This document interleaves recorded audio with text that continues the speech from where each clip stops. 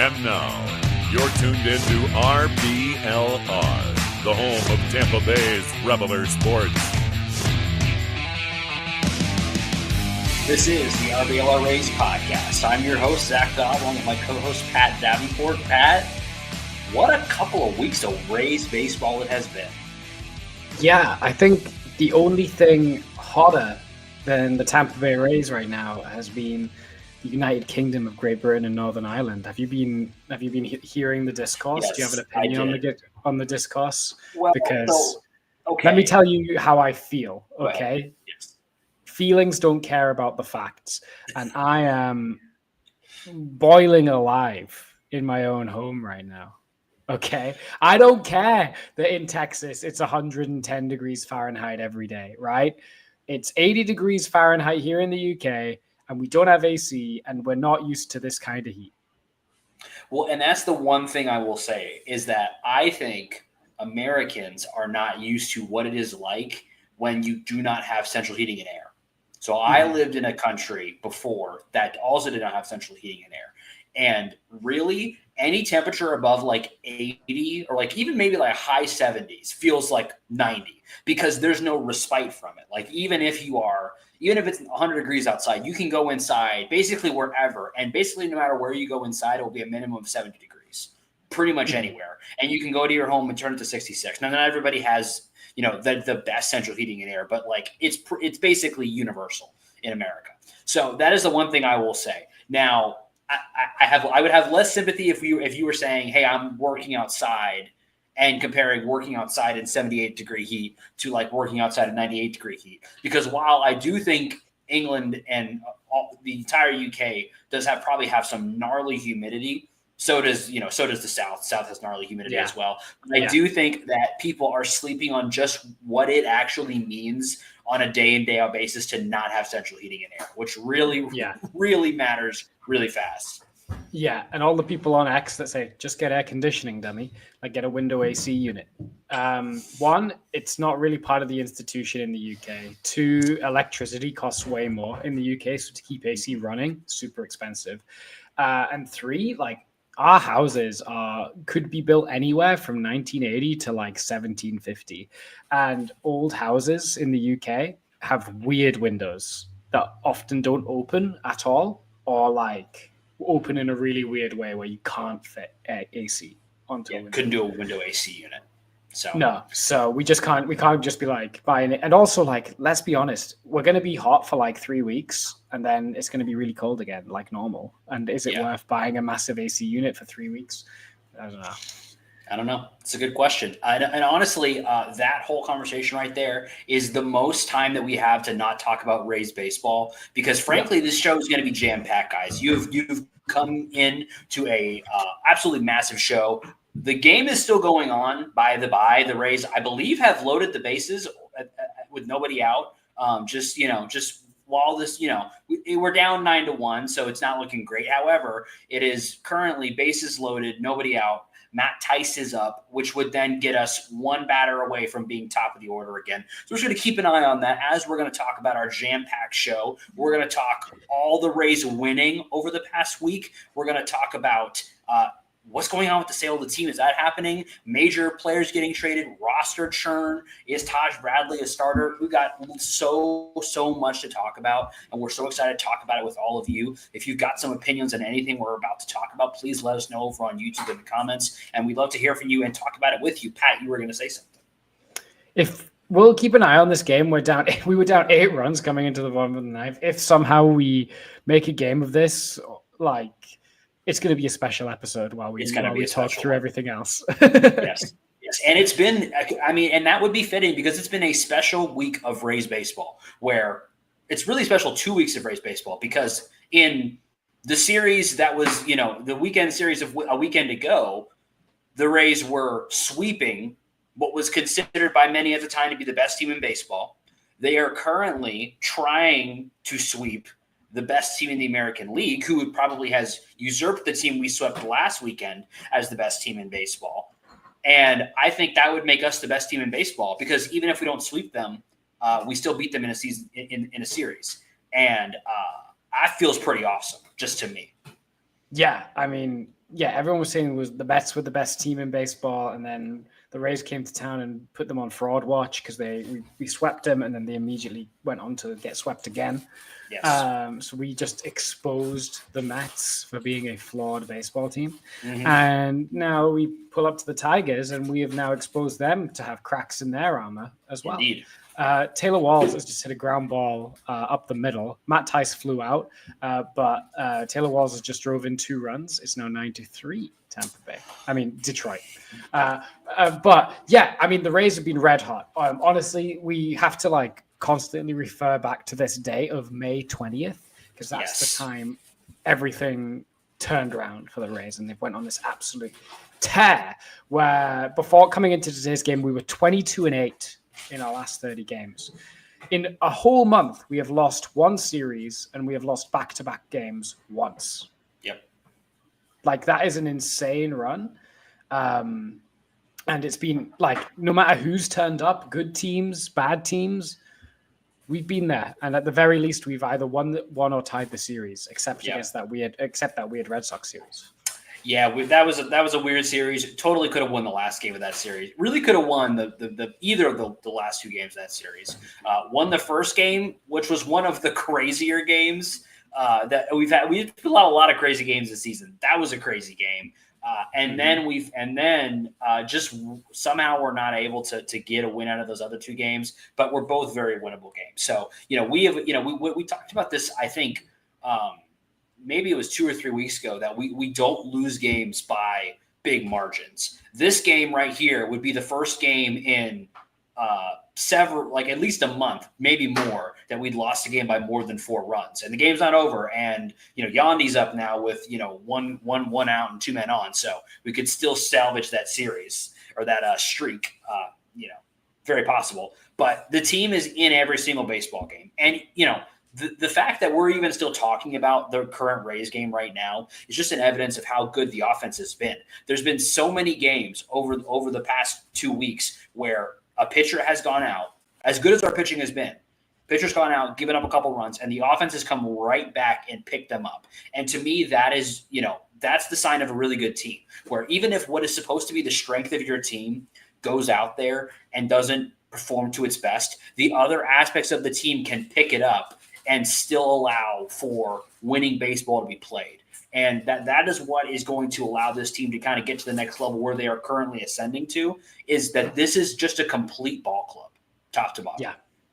I guess the big question, I have 2 questions about this hot streak that I think we should try and answer. One, is this, oh man, Yandy just lined out to the first baseman, runner got brutal. picked off on the base, game over. That's brutal. Twice that's happened today. That's twice. It happened in the last inning. That's brutal. Yeah. That's the game, 9-3. That's the game, 9-3. But anyhow, the 2 questions I want to ask. One, is this real? Is this an overperformance by the Rays? Is this a hot streak, or is this who this team is and why? And the second question is, if it isn't a hot streak and the team is now just on this level, what's changed from April? Well, here's how I'm going to start to answer that question, because one of the things that I think that we said from the beginning of the year was that in order for this team to get to where we wanted them to go, it was going to take guys like Yandy Diaz and Brandon Lau playing to their potential and being what we know them to be. And it's going to take guys like Junior Caminero, Jonathan Aranda, and Curtis Mead stepping up to get us to that next level. So with that in mind, Curtis Mead, 434 WRC plus. Yandy Diaz, 277 WRC plus. Jonathan Aranda, 160. Brandon Lau, 157. Junior Caminero, 146. Those guys in that order are your leaders in WRC plus for the Rays over the last 2 weeks.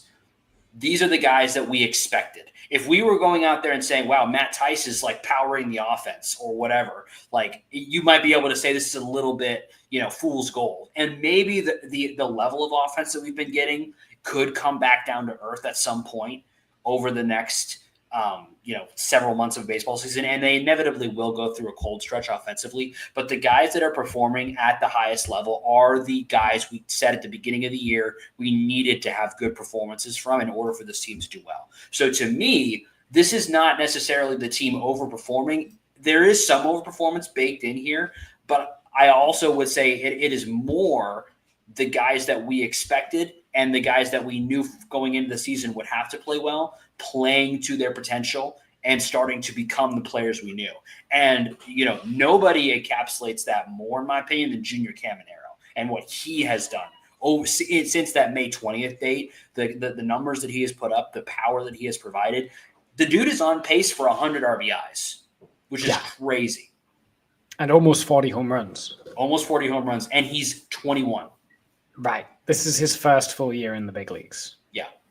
And he started the season hitting a lot of ground balls. And I think he still leads all of baseball in grounding into double plays. Yep. Which will happen if you hit a lot of ground balls and you hit the ball as hard as he does, right? Yeah. But I was like, this might be a season with a lot of these while he figures some stuff out. Nope. It was like 6 weeks. And now he's figured it out. Yeah. And you can see he's playing with lots of confidence, and you can encapsulate that into the game even today when he was bringing his hands so close to his body, getting to pitches inside and elevating them and pulling them. Like, this is a guy that's locked in, and the thing is, he's too powerful to pitch him away because he's so good at hitting opposite field home runs, right? Yeah. Yesterday, he hit that one to right center where that was just pure power and bat speed that got that out. And then today he had a pitch that was coming in on his hands. Bam, his hands were in on it so quick.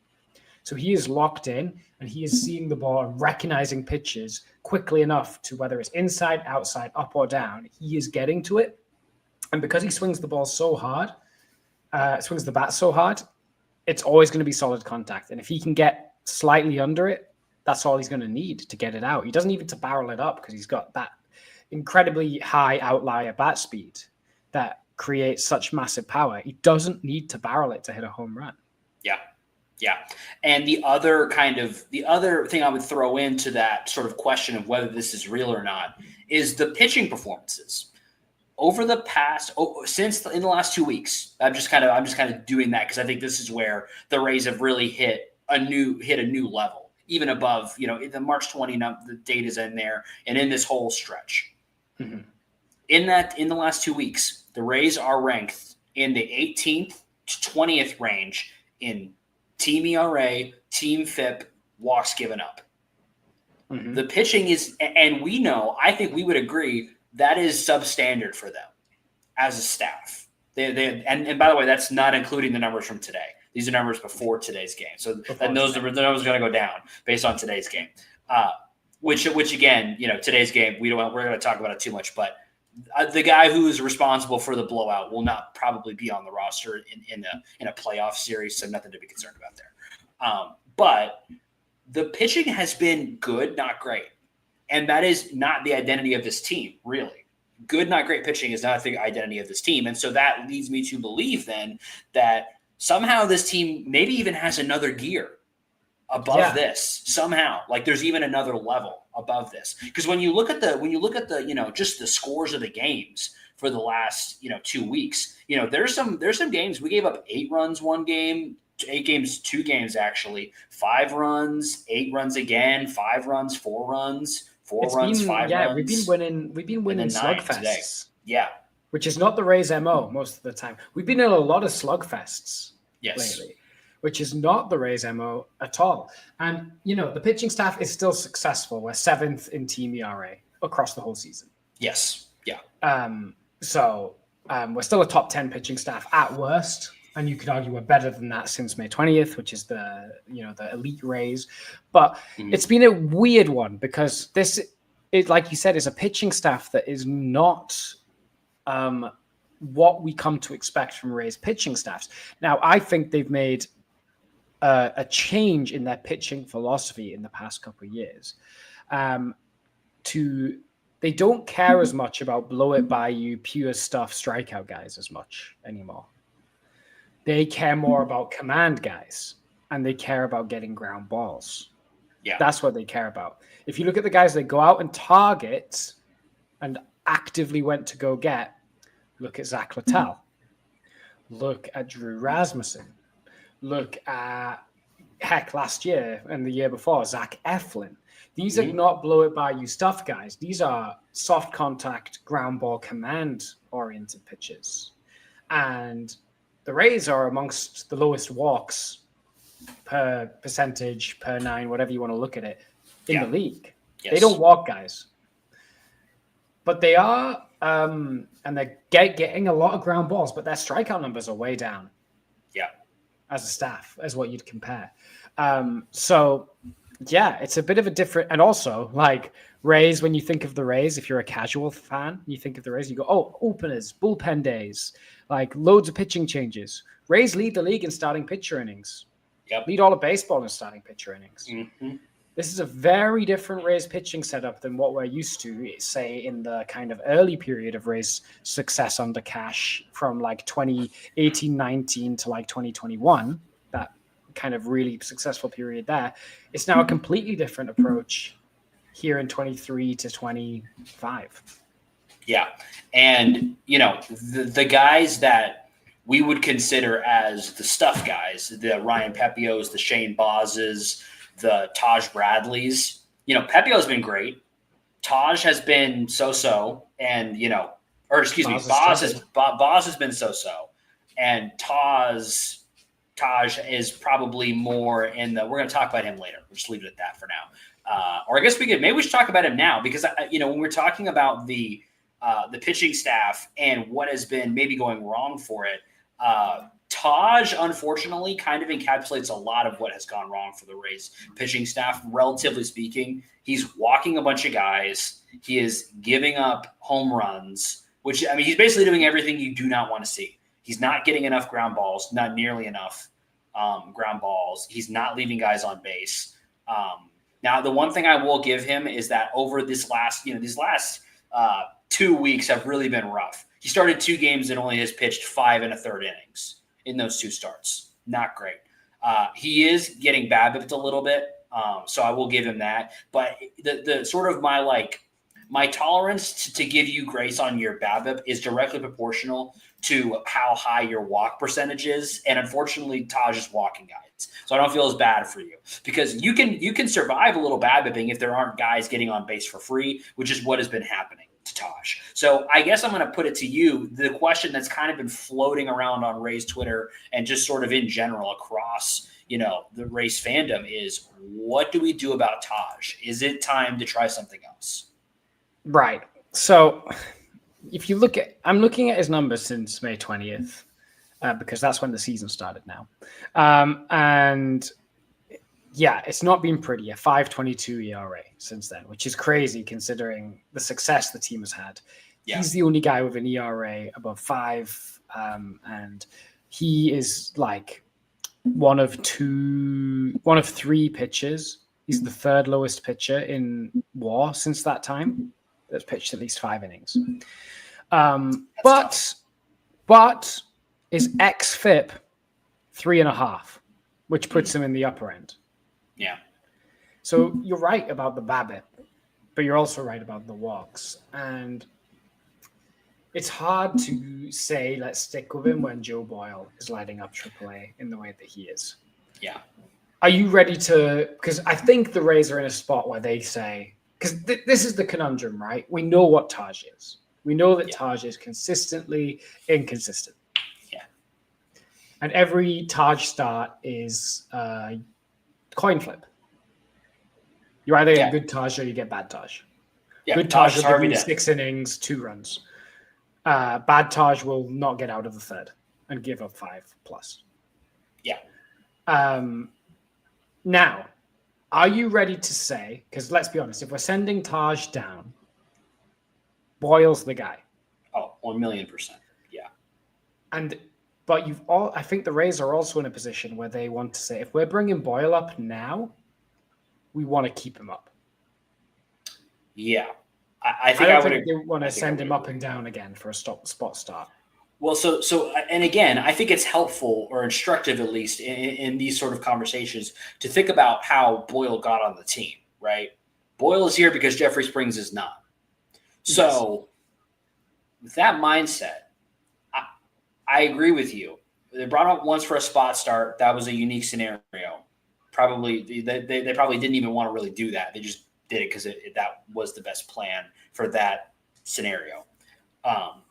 I don't think they want to do the up and down because that's not really beneficial to him in his development. What you want is to get him consistency and to allow him to basically roll through and be on a consistent schedule so he can develop. And I am a type of guy personally where I like my prospects well done, not medium rare, which is the opposite of how I like my steaks, but I like my prospects well done. I like them to have as much time as possible to do what they need to do in the minors to get their things figured out. The issue is I think Boyle, he may not be well done, but he's certainly like medium. Yeah, he's medium, I would say. He's medium right now, if not well done. And so if there was and maybe there is, I actually don't know. Is there a AAA Cy Young? I don't think there is. I think there's like International League Pitcher of the Year. Probably. But if he pitches the way that he's pitching now through the rest of the season, he will win that award probably going away. He's pitching to, I believe, a sub 1.6 ERA right now in AAA. He looks every bit the guy. He is the stuff guy. He's striking guys out at a high level. He's not walking that many guys, which is like the perfect, what you want to see from a guy like him is keeping it in the strike zone, allowing his stuff to play in the zone and striking guys out. And, the question I think, and this is what makes it so difficult, is then what do we do with Taj? Because I think in the last couple of starts, the way we have seen him, what we've seen him do, to me, I would like to see what Taj could do as the new Uceda, especially because Uceda's kind of not been pitching that well. Can we get him into a 2-inning, leave it all out on the pitch or I don't know why I said pitch, on the field role? Where he's just going max effort for 2 innings as opposed to trying to make it happen, over 6 innings. I just feel like he has bulk reliever written all over him, but I think he would be a really good bulk reliever. So I guess my thing is, if we're going to pull that ripcord and send him down and bring up Boyle, I think that the next step is to try out Taj as a multi-inning reliever. I don't know what his temperament for that is. I don't know if the Rays agree with me and view him that way. But the thing that has really concerned me about Taj is, we were talking about this before we went live. I don't mind guys giving up home runs, and he's getting BABIP'd a little bit. But the thing that really concerns me over his last couple of starts is that when he is losing it, he's losing it. He's not being able to get back in the zone. He looks flustered on there. He doesn't look in command. He just looks like he just looks unsettled up on the mound.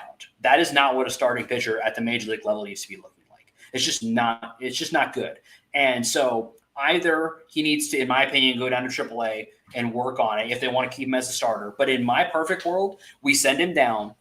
Boyle comes up, starts it instead of Taj, and then Taj is slowly moved into a multi-inning reliever role where I think he could kind of reach his peak value. Because I think we in this, especially in the Rays organization, back of the rotation starters, we've got them. We got all you want in back of the rotation starters. We got Joe Rock. We got Ian Seymour, who came up and pitched great. We've got those guys. I'm not worried about back of the rotation starting pitching. We got plenty of it. What I think is in short supply is really, really good multi-inning relievers, because multi-inning relievers usually are considered the junkers. They just come in, eat innings when a game's being blown out. But the value of a guy to be able to come in and get multiple innings at a high level when a starter maybe doesn't pitch so well to keep you in a game is so underrated on a pitching staff. And so that's what Uceda gave us last year, was he was able to come in and calm things down if a start wasn't going well, give you 2 innings, allow you to reset the staff a little bit, and then go through the rest of the game and still have a chance to win. If Taj can do that, especially as you say, it is kind of coming back to earth. And this wasn't intended to be a hammerhead when you say this segment, but it's kind of become that. He's also not pitching very well over the last couple of weeks, although he's mostly gotten blown up in 1 or 2 outings and been pretty good in the other outings. But Taj has great stuff that I think would play really well in shorter outings when he wouldn't have to get into his full arsenal as much and allow him to just focus on the pitches that really work. I can agree with that. I can totally agree with that. It's a bold decision because I think the moment you do that, that's you saying not just we're taking a break from Taj. I think that's we are done with him as a starter. Yeah. And when you look at stuff like his June last year, you go, are we ready to pull the plug when he could get back to something like that? Yeah. It's a bold move because I think, it also destroys his value if you want to move him on potentially to another team. Yeah, that's true as well. So it's a bold move to make, and I think that's why the Rays are waiting as long as they possibly can to make it. I mean, his value is already pretty low right now, though. Like if you tried to trade Taj Bradley right now, I don't feel like you would be able to get much value out of that. I don't think a contender would want him. No, I don't think a contender would want him. But there could be a team that we might throw in a couple of lottery ticket types. I don't know. But you probably don't want to move him for that. Yeah, because I think he still has a lot of value, and he's been in your organization a long time. You would like to keep a guy like that. And again, whenever we criticize guys, I've said this a lot, but whenever we criticize guys or when we talk about, how we think the team should use them, it's always within the framework of this team we think is good enough to win a World Series or at least play for one. So Taj does not suck. He's not bad. He is a Major League Baseball pitcher. There's only a couple hundred of those, that can do what he can do at that level. He's elite. However, when on the stage that we're discussing him at, he is not meeting the expectations of a team at this level. So The question is, do the Rays staff think that he just needs to work it out and he'll get back there? Or is it something where he needs to do something else developmentally? And the only reason that I'm pushing more hard for the latter is just the way he seemed on the mound. If he was just getting lit up and he was grinding it out and getting 5 innings out of it, I would not be speaking this way. But because of the way he's looked on the mound and his inability to pull it together, that is what's leading me down this road. Because I feel like we know what he is at this point in his career. I don't feel like there's not like another gear he can get to. I just don't think there is. I think there is, but it would require him learning a good third pitch. Yeah. Which he could go do in AAA. Maybe that's the move. Maybe that's the conversation. Is Taj, we need you to go down to AAA for a little bit and rework your arsenal. Yeah, I could buy that, and maybe that's the way the Rays could spin it to keep Taj in good spirits. Like, hey, look, your current arsenal is just not working. We need you to go down to AAA and work on it a little bit and come back up with a tweaked arsenal and see if that makes a difference. Yeah, right. I think you're right though. Current Taj as he exists, I think we don't get much better than this. But if he could learn a third pitch that can play off his other two, because I think his fastball works and I think his splitter works, but the problem is when you're only 2 pitches, it's hard to be going for 5-6 innings. Yeah. With a 2-pitch mix. So you need a third, really. So I guess we'll see. But I guess that leads us on to a guy that the Rays did mess with his pitching arsenal, and that is another acquisition we went and got and made. Mm-hmm. Trading with the Houston Astros to get Forrest Whitley for cash considerations after he got DFA'd. And he got lit up pretty badly today, which is a bit annoying because he was on our schedule to be like, hey, Forrest Whitley came over and he's been pretty good. Yeah. But up until today, he was pretty good. Yeah. Well, they clearly, when he came over, the clear message was throw your cutter more. And he threw his cutter a lot more, and it was working really well. It was a rough outing today. It was also raining, and I don't know. I'm not going to read too much into that. It's a very bad outing. I don't know if they'll send him back down after that outing, but it seems like they've liked something about him. And frankly, we've got a couple of injuries on our pitching staff right now we're still dealing with, which that's probably our next topic of conversation, unfortunately, because we've had some injuries to our relievers that is probably influencing having guys like him and Sulcer up. And so I still like him. I still think it's really interesting to see what the Rays are doing with his arsenal. He looked great in his other outings besides this one. So I'm still excited for him. I still am curious to see what he can do. I'm just going to write this outing off for now, unless we see more outings like it. Yeah. I mean, with relievers as well, it's going to just like destroy his ERA and like all that kind of stuff. It's probably irreparable this season because he was bad with the Astros. That's why they DFA'd him. Yeah. But like, this is just a broader question I have. I mean, he looks like the thing about Forrest Whitley is he is a stuffed demon. He throws really hard. He's a really tall guy, so gets good extension. Am I crazy? I was talking to my housemate about this.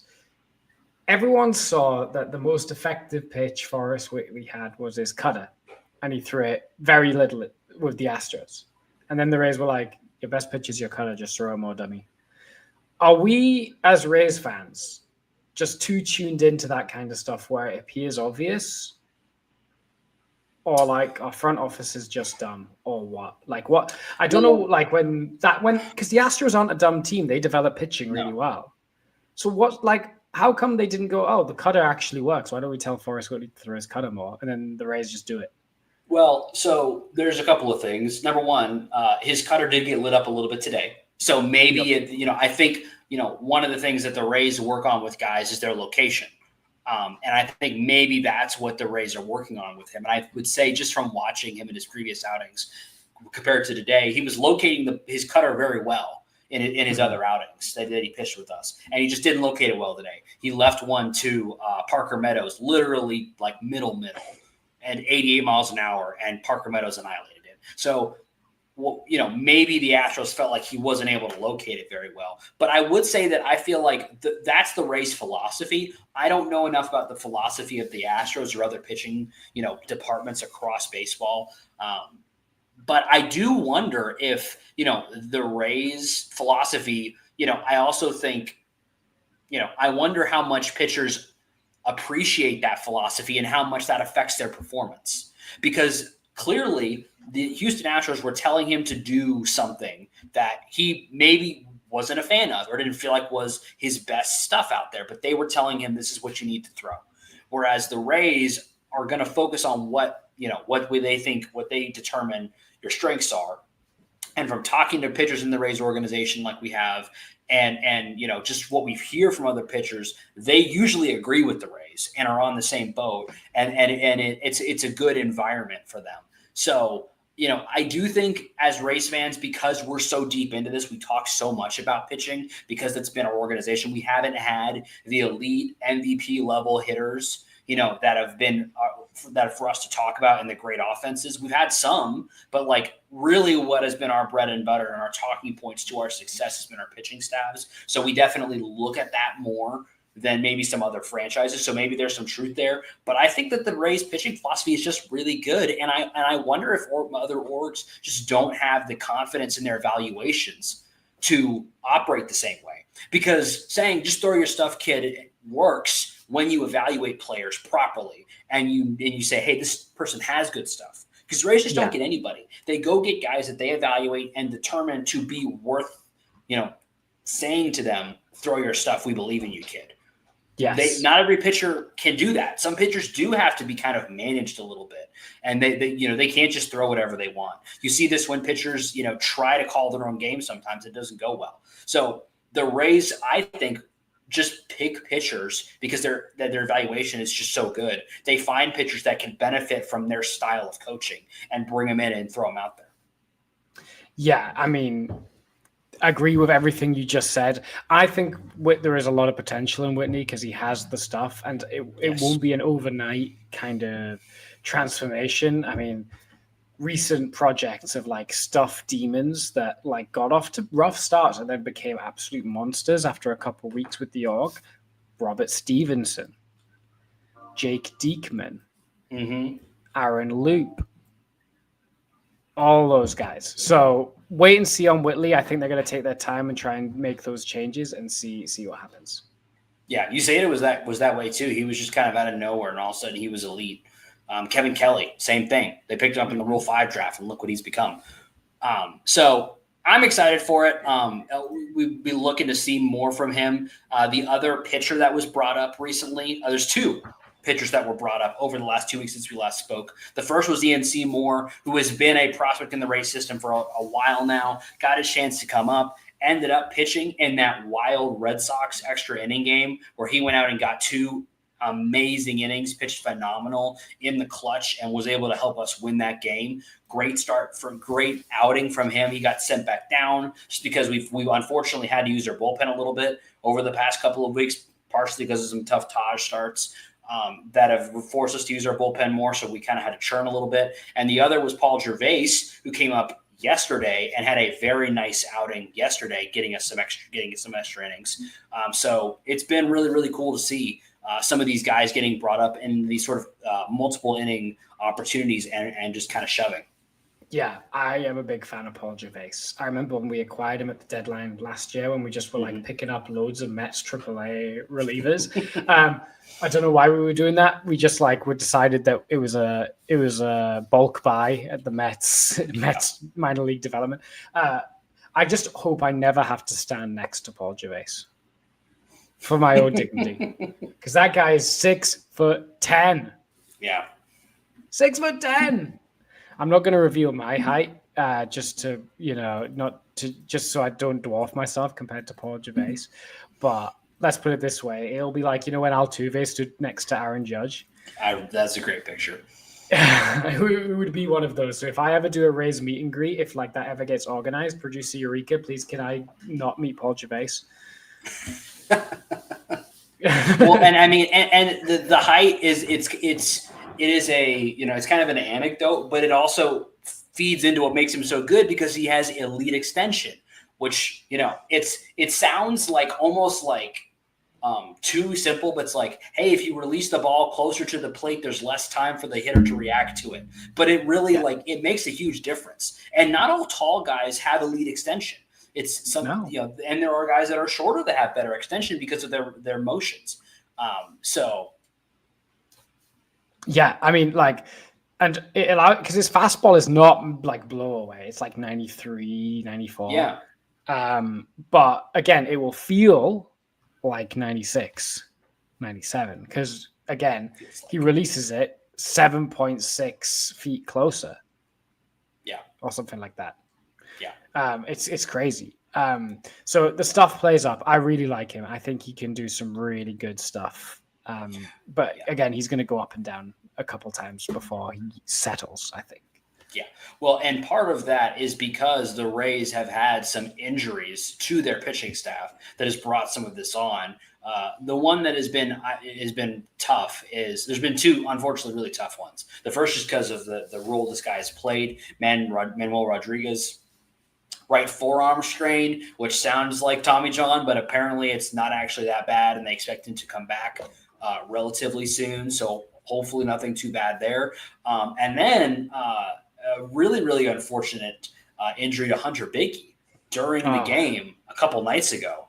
Really tough to watch. I was watching the game live, and tough. It really, really tough scene. Just caught a high exit velocity foul ball right to the neck, I believe, and it just and thankfully their medical staff was able to get to him quickly, get him off the field, and he has left the hospital, I believe, yesterday. So he is doing better, but no current timeline on when he'll be available again. It does seem like there's no permanent damage there. Yes, I think it's going to be one of those where I think having a bruised and sore neck for a while, and that sucks. We all know what that feels like. So that might take him a while to just get back into doing physical activity again, because he's going to have to be careful with his neck, a really important part of your body. And but I think it's more kind of shaken up than injured, if that makes sense. So yes, I think you're right about that. I think he's lucky in that respect. Unlucky that he caught the foul ball, but lucky that it didn't hit it. Like if it was a couple of feet, like if it was a foot higher and caught him on the head, that could have been real bad. So I think all the prayers up to Hunter Biggie. Hope you get well soon, and I'm glad he's okay relatively. Yes. Yeah. So hopefully we continue to get good news on him. The other kind of transaction news over the past week or 2 weeks, really, Sulcer was up and down and then down again over the past week. Palacios is working on his rehab assignment in Durham. We're going to get to that in a little bit, kind of talking about some roster stuff. Also working back on his rehab assignment is Hassan Kim. He was pulled off of it briefly. There was some concern there, but he seems to be okay. He's back on his assignment. Started yesterday, I believe, and today. And should be playing some shortstop and, is potentially, we could potentially be seeing him in a Rays uniform next weekend. It's not super likely, but it's possible. And then Shane McClanahan had a pause in his throwing program due to some more nerve weirdness. But they were able to get that looked at. He still feels pretty good. He's continuing to throw. He's hopeful to start bullpens again soon. So still no real like huge change. We're still looking at end of July, early August for him. Yeah. Better to be safe than sorry with these big long rehabs. And we'll talk about some roster crunch in a minute. But I guess something that we should say that will never. Like you don't need to be cautious with them. You can throw them out there every day. It's a T-shirt from RBLRsports.com. I mean, what more could you possibly say? They have all the best merch for your Rowdies, your Lightning, your Bucks, your Rays, the Sun as well. The champion Sun. The champions, the Tampa Bay Sun. They are, you can rep all of those teams, celebrate the championship win. And if you use the promo code FLAPPY, you get 10% off your order. Whatever is in it, 10% off code FLAPPY at RBLRsports.com. Did that feel weird that I was doing it?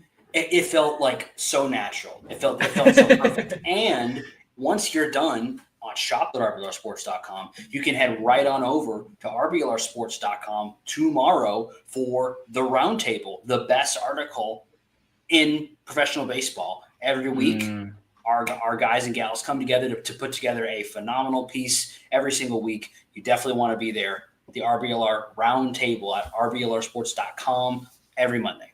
Yeah, they give you a bit of everything. They give you some prospect stuff, like down on the farm kind of stuff. They look at current Rays trends, observations, and kind of really keep you in the know with some really in-depth, short, analytical, like bite-sized pieces. And you can, you'll sound like the smartest Rays fan around if you just keep on top of the Roundtable. I know I do. Yeah. Absolutely. So do we want to dunk on the Red Sox, or do we want to have uncomfortable stadium and team selling conversations? Okay. They say the best way to do it is get the bad stuff out of the way first. But is this a bad thing, Zach? That's a good question. I think that remains to be seen. So the news that has come out since we last spoke with you all is that the Rays have received a offer in principle from a group based out of Jacksonville to buy the Tampa Bay Rays from Stu Sternberg and the other minority owners of the team.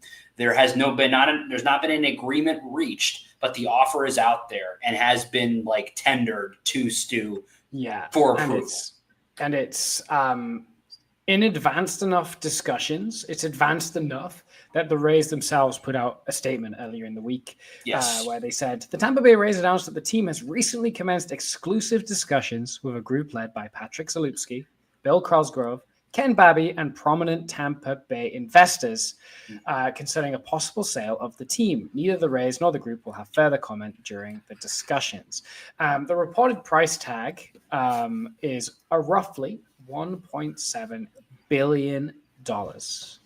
Which is right. Like that price is not like, I mean, obviously it would have to be for them to be discussing it, but like that's about right on a price point standpoint. Yeah, because the thing is, like, the value of the Rays is about $1 billion, right? And you've got to pay over that really to convince the owner to sell. Yeah, and the Rays probably would have been a $2 billion plus franchise if the stadium situation had been worked out, but it hasn't been. So some of that value is lessened a little bit by the fact that there is no current. You have the Trop, so I guess sort of indefinitely. You could keep kicking the can down the road if you wanted to forever, but there is no long-term stadium plan yet. And I think the idea might be because this goes back to the conversations we had when the stadium situation kind of fell apart the last time we talked about it. There was a very pointed statement by local leadership saying we will discuss this with the Rays, but not with Stuart Sternberg. And so I think maybe the story is Stu is like, all right, you know what? Then forget it. I'll sell the team, and somebody else can deal with you guys. And maybe the local leadership will be more willing to work with this ownership group out of Jacksonville, they are already involved in some other local sports teams in the area. So that does sort of lend itself to these guys do sort of know what they've been in this space a little bit before. Obviously, owning a Major League Baseball team is nowhere near the same level as owning a minor league team, but so it's. I don't think it's all bad. I initially was a little wary because they're Jacksonville based, but it seems like in all the sort of, reporting or discussions that have come out, nothing's been said officially or anything, but it does seem like they're going to keep the team in Tampa. There's not really this isn't we're going to buy it to move it to Jacksonville. It doesn't seem like that's the play. So no. I guess, it looks okay. I do have one big reservation on it, but what are your thoughts? Yeah, so I was a little surprised because I didn't think Stu was actually going to earnestly sell the team. But it looks like this might come to something. Yeah. I would give it maybe 70, 75% odds on going through. Yeah. With Stu Sternberg, you can never say anything for sure. Mm-hmm. But the fact that it's got to the point where the team is putting out a statement means that they're really serious about this. Yes. This is not kind of throwing stuff against the wall. This is a serious discussion. And I think it would be for the long-term benefit of the team for them to have a new owner just for their long-term future in the Tampa Bay area and the kind of business side of things.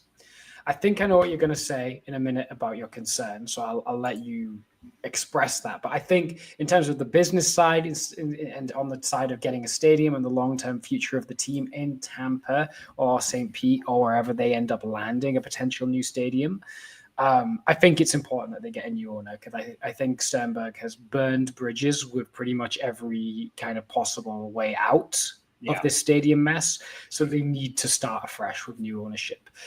So I think it will be a positive, and it could also, the fact that it's a conglomerate usually means that they're a bit more flexible with their funds as well, which could mean greater investment in the team and facilities, which is great. But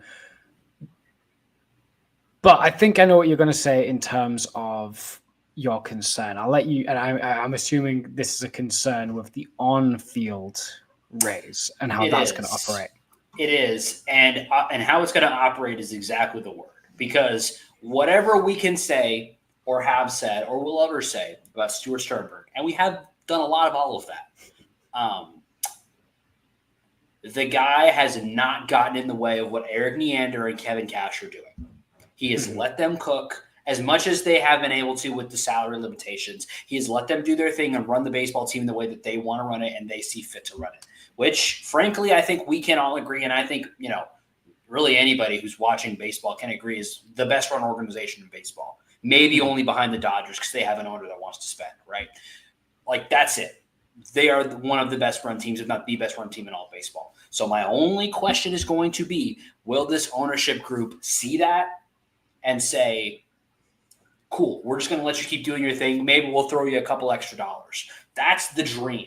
The dream is, hey, Erik, we're going to let you do exactly the same way you were going to do it. Here's an extra $200 million every year. Go have fun. That's the dream. That's the dream. What I think we could hope for realistically is, hey, Erik, here's an extra 80. That would be awesome. We'd love that. The fear is they come in and say, we want to do it our way. We're the owners. We're going to be the new Rays. We're going to do blah, blah, blah. And we're going to, we're clean house and set it all up from scratch. That would be a nightmare. And I think that the Rays could survive it because there's, there's a lot of structure underneath Eric and Kevin that would still be able to survive some of that. But I would hate that. And I really hope that the ownership, if I strongly doubt this ownership group is watching this podcast, but if they are, do not rock the boat. What is working is working. Let it be, because this team is really, really good. If you want to throw some extra money at the team to get to maybe what you may perceive as the next level, or get one or two extra big free agents every year, that would be awesome. But please do not get rid of the best executive staff in Major League Baseball just to make a statement and a point about wanting to this be your team and your staff. That this team does not need that. I don't know what I'll do. It will be horrible whatever I do. If like this ownership group come in and go, Kevin Cash stares at spreadsheets too much. We need a guy that knows the game. Get Buck Showalter into manage. Right. Or like they want to like do like a easy PR win, and they like get Joe Madden back or something. Like Sure. that would enter us into some dark ages. Well, and I do think one of the good things about this team is that they've been so good that you really can't justify it. Like if the team got sold after last season, I would be very afraid because last season didn't go super well. So you could maybe justify it. The way the team's playing right now, there's really no justification. And if they continue to play at the level they're playing with the players they've accumulated, especially if they add a couple of guys, like there's no justification for moving on from the current team. On the Kevin Cash just stares at spreadsheets. We kind of talked about it a little bit earlier in the episode about the change in pitching philosophy is almost become more old timey, like letting guys go longer. There's also been from a lineup perspective, there's been some guys that have some, we don't probably don't have time in this episode to get into it too much. There's been some guys that have better peripheral stats that if you were just looking at a spreadsheet, you might start them above some other guys. But clearly, the team is running with what's working is working. We're not gonna rock the boat, which is kind of an old timey way of running a team. But it also fits with the Rays, identity of being a strong clubhouse team, and they clearly value that and the clubhouse morale, and they're running it that way. So hopefully that would land well with this new ownership group. But frankly, this team is so good, doesn't really make sense for them to clean house. My only concern would be, would they jettison at first sign of trouble type scenario where first bad season?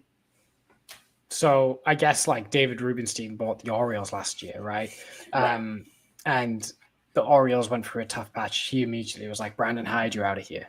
Exactly. Whether that's a good move or not, whether that was the right move or not is up for discussion. But like when a new owner comes in and the team goes for a rough stretch, they immediately want to make their stamp. Oh yeah. 1,000,000%. And so that would be my only concern. And this team is built on a lot of players that have injury concerns, and there are some streaky players on this team. So it's not impossible for that to happen. But I think thankfully this team, and there's enough floor built into this team that's not a concern, at least for this season. But that's my main concern, I guess, if we do get a new ownership group, because Stu has basically proved that he's not that guy. He's kind of a set it and forget it owner. Yeah, which honestly is the best kind of owner to have in sports. Mm-hmm. Yeah, I just wish like he did all the other things an owner's supposed to do. Yeah. Hey, we could be owned by John Henry, so I think I'm going to take. I think as much as we dislike Stu, I'm going to take it. I'm going to take the W on that one. I mean, I have two visions of John Henry. One is a Rays fan who views him as a bad owner of the Red Sox. But I also am a Man United fan and see him as a good owner of Liverpool. See, this is why I'm so excited to talk about Devers with you, because you specifically have a perspective on this from seeing both sides of him. So let's talk. We'll do it quickly, but let's talk quickly about Rafael Devers. Gets traded to San Francisco. It's a nightmare in Boston. They trade their franchise basically to a crossover into the National League for what on the surface looks like peanuts. It's not really. There's a lot of value in what they got back, but thoughts, opinions, and what's the angle on the owner? Okay, so in terms of ownership, I don't think this is an ownership beat. I think this is a GM and managerial decision that the Red Sox have made. I don't think this came from John Henry at all. I think obviously John Henry would have had to have signed off on this kind of move, but I think the idea came from Breslow. So obviously the situation is that Devers thought he was the third baseman. Chaim Bloom, when he signed him to an extension, told him, you're going to be the third baseman for this contract. And then the Red Sox continued the trend that they've had for a while now of having set people at a position that are kind of fan favorites and then signing a big name free agent at the same position. Because they forced Bogarts out the door when they signed Story. Right. And because everyone was like, the Red Sox don't need a shortstop. Why are they signing another one? They're like, oh, he'll play second. Dear listener, he never played second. He became a shortstop almost immediately. Then they signed Alex Bregman, where they got Rafi Devers at third base. Don't worry, Alex Bregman will play second. Dear listener, Alex Bregman never played a game at second base. He played all the games at third base. So, I don't know why the Red Sox keep doing this, right? Who's their best player now? Jarren Duran? I guess. So if their best position player is Jarren Duran, they'll sign a left fielder this coming off season, and say he'll play second base. Kyle Tucker to the Red Sox. You heard it here first. Kyle Tucker to the Red Sox. They'll say he's playing second base. Yes. But then Rafi Devers was under the assumption he plays second base. Cora looked for 2 seconds in spring training, said, oh, Bregman can field. Devers isn't that good of a fielder. Bregman can actually play the hot corner. Let's play Bregman. My best lineup would have Devers at DH and Bregman at third base for defensive value. And then, we all know the story from there. Devers crashed out and then eventually begrudgingly took DH, but then Casas got injured. And they said, hey, Devers, could you maybe play first base while Casas is injured? He said, no, you wanted me to DH. Let me DH in peace. And then Bregman's now hurt, and they're like, Devers, can you go back to third base now? And Devers is like, no, let me DH in peace. I'm done talking about positions anymore. Now, he continued to mash through all of this. Yes. But I think what has happened is, one, Breslow did not communicate with Devers well enough. Cora did not communicate with Devers well enough. And Devers let his ego kind of crash out a little bit. I don't think anyone's in the right. But I also think Cora's handled it badly, because I think managers nowadays, I've said this on the podcast already, managers' role nowadays is to manage the people, not manage the game. Yeah. I think that's more important now. That managers don't manage the game, they manage the people. Cora has done a horrific job of managing the people, or in this case, the person in Rafael Devers. Because he's let his ego get out of control and made him disgruntled enough. And I think the only way this trade has happened, and this is speculation, but I think the only way this trade has happened is that Devers is becoming a headache to both the front office, but also to Alex Cora. Yeah. Where they both said, listen, this guy's a really good player, but I think he's becoming too much of a headache that we need to be done with it. Like, while the Red Sox are playing all right at the moment, like they're starting to get into a good run of form,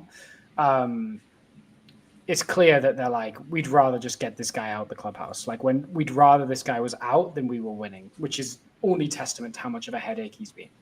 Yeah. And it makes me wonder too, if like with Casas being injured, with Bregman being injured, if they were just like, if this is not going to work long term, let's just do it now, because it's not. Yeah. And I mean, obviously the ideal scenario for the Red Sox is that their ownership, or excuse me, their management and GM does not alienate their best player. But from where they were, it kind of didn't.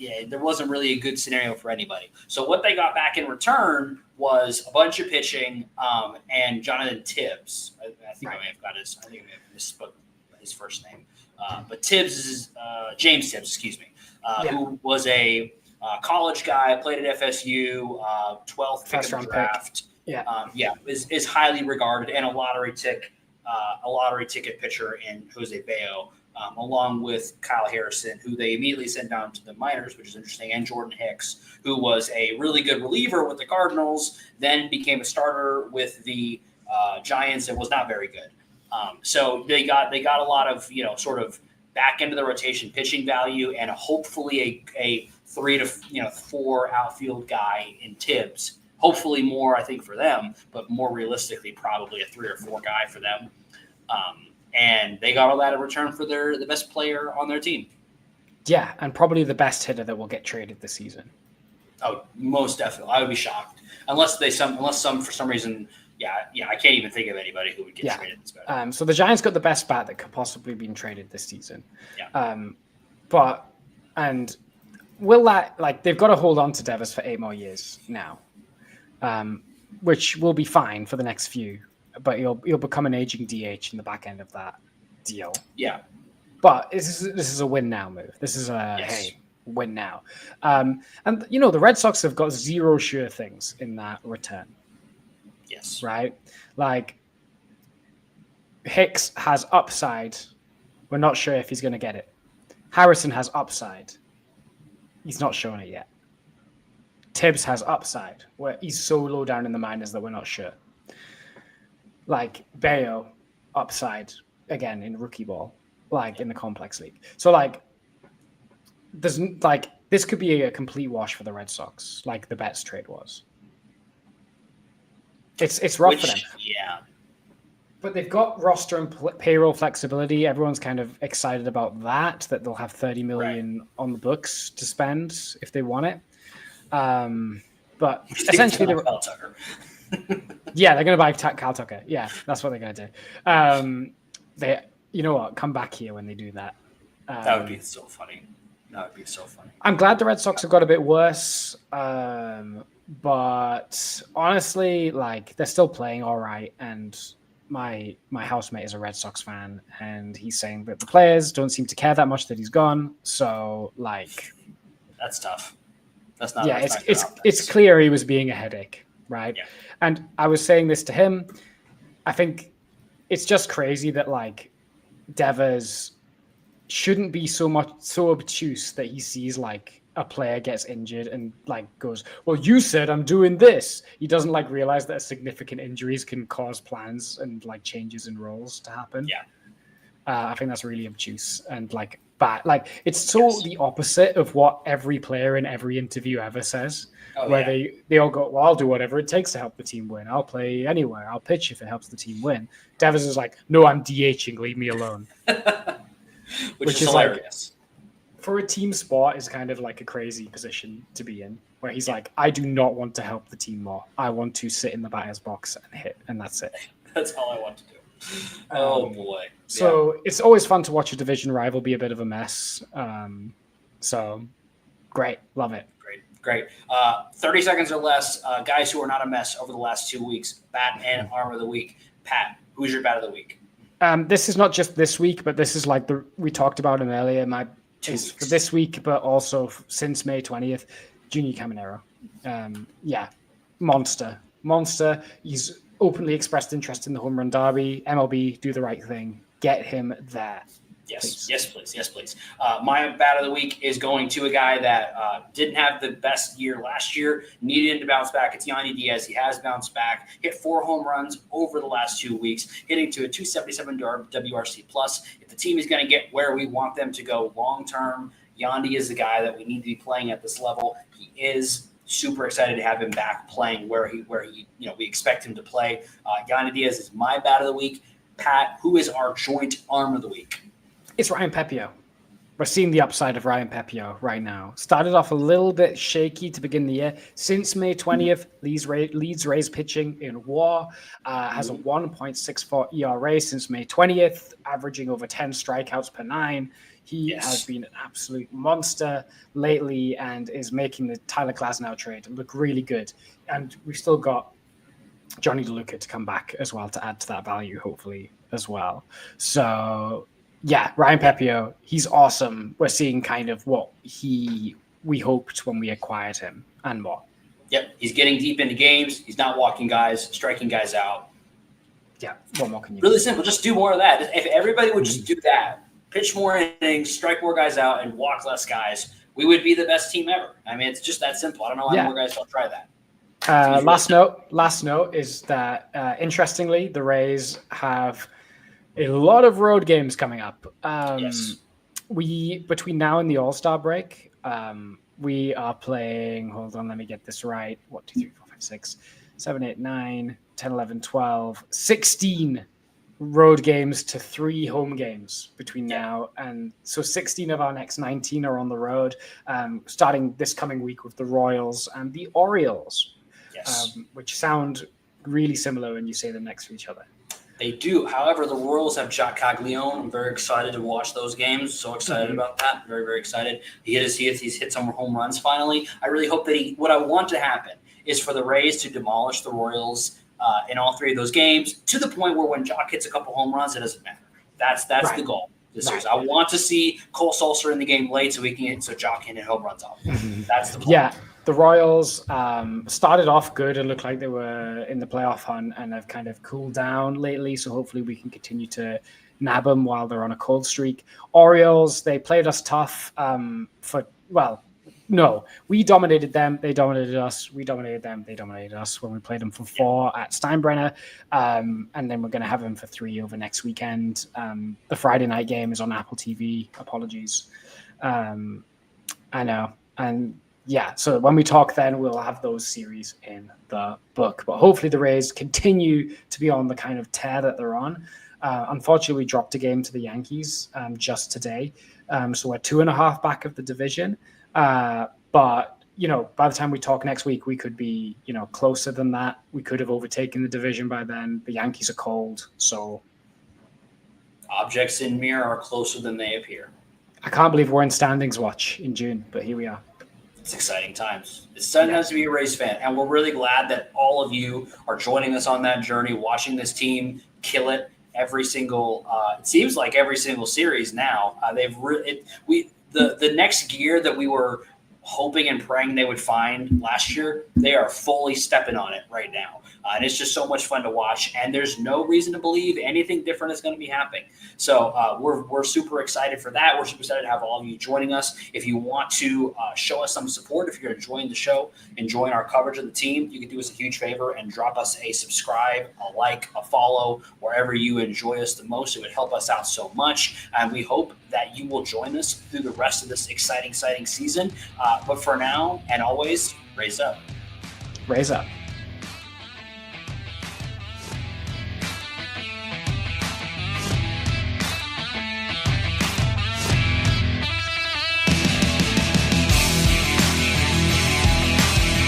Thank you for tuning into this presentation by RBLR Sports. On your way out of the stadium, please remember to like and subscribe.